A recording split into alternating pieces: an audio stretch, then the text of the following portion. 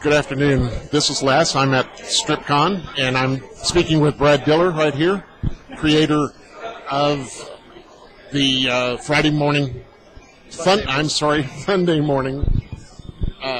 comics.com. I want to thank you for coming in with us. Thank you for having me. And if you would, give us a little background of how you got into this, how you decided to get into this. Well, I was a newspaper artist for 12 years. I started in 1988, and around 1990, I pitched a single panel to our editor at the Charleston Daily Mail in Charleston, West Virginia, and they agreed to run it. So I ran it weekly and self-syndicated for 10 years, and opened another business. And so I got out of the newspaper business in 2000, and that's when I got out of comics entirely. And then about 2009, a friend of mine saw the collection of cartoons, and he was a web developer, so he said, let me put them online for you. So I started drawing cartoons again and got the bug.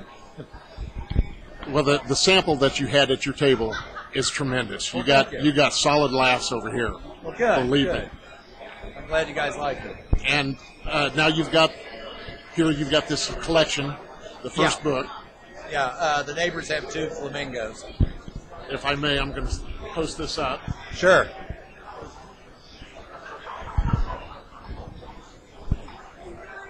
Where'd the characters come from?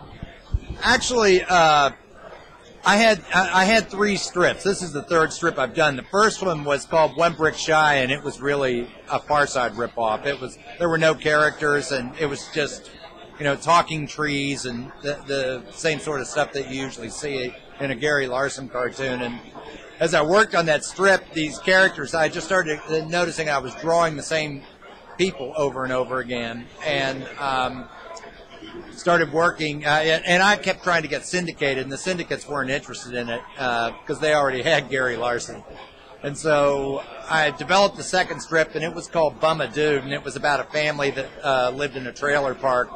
And it was basically these characters, only that it was a lot darker, and it was a dismal failure. Everybody hated that strip. I could honestly say that was it plummeted, like a lead balloon. So when I started drawing it again, I didn't really draw the strip. I never thought about the characters having a personality as much as I just started drawing the characters because it would give the readership, they would recognize where it came from over a period of time.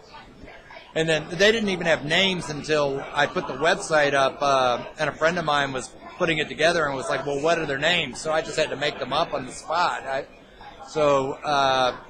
But the mother is based on what my grandmother looked like, and the father is based on a guy I used to tend bar with years ago named Big Joe, and the kids are just the kids.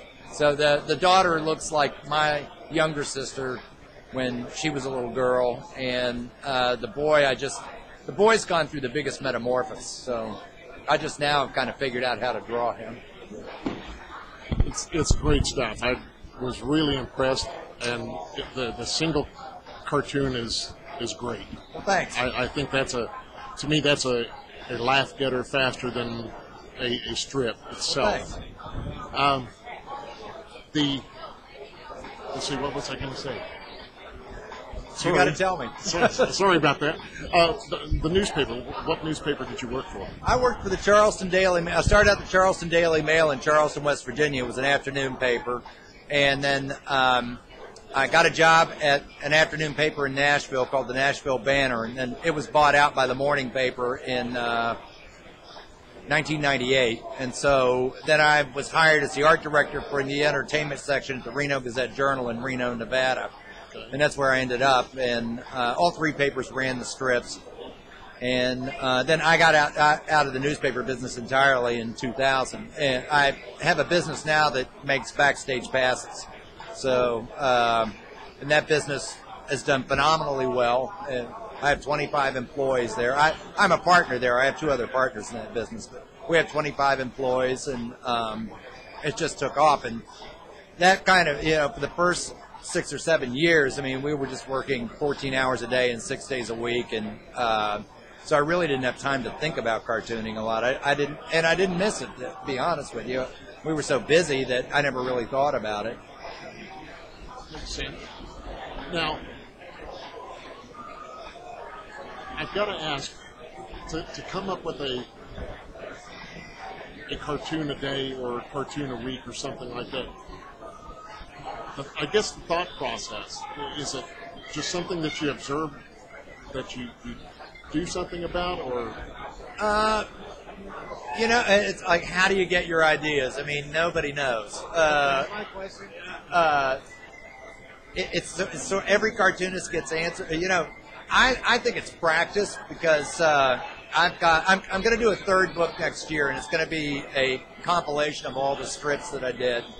And I'm thinking about having a little section in it called "The Worst Cartoons I Ever Did," because in the beginning you do some really awful work, and I look back at those and I just grimace. But I think that it really comes from practice. You learn how to work into an idea and economize on what you're trying to say. That's the thing with a single panel, is you can't go on and on and on with the joke unless the joke is about going on and on and on and on. Like somebody who won't shut up, like I am right now.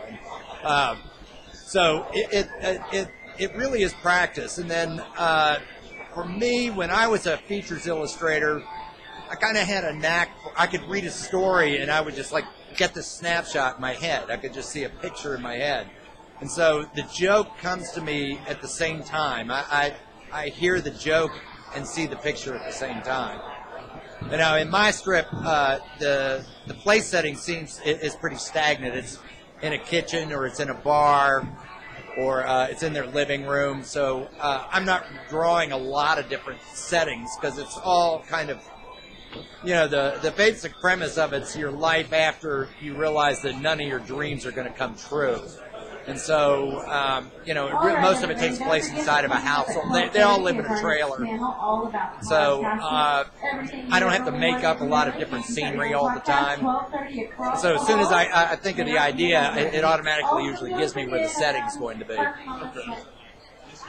Where do you reside now, Brad? I live in Reno, Nevada, yeah. So you made the trip in for this? Yes. Well, that's great. I'm glad to hear that. Yeah, this is the third time I've done this show. I really enjoy the show a lot. Good. I was trying to remember, and yes, we did see Brett last year when we attended. There will be beverages available to sell if you so desire. Well, I want to thank you very much for coming on with us. Thanks for having me. You bet. So when will I get to hear it?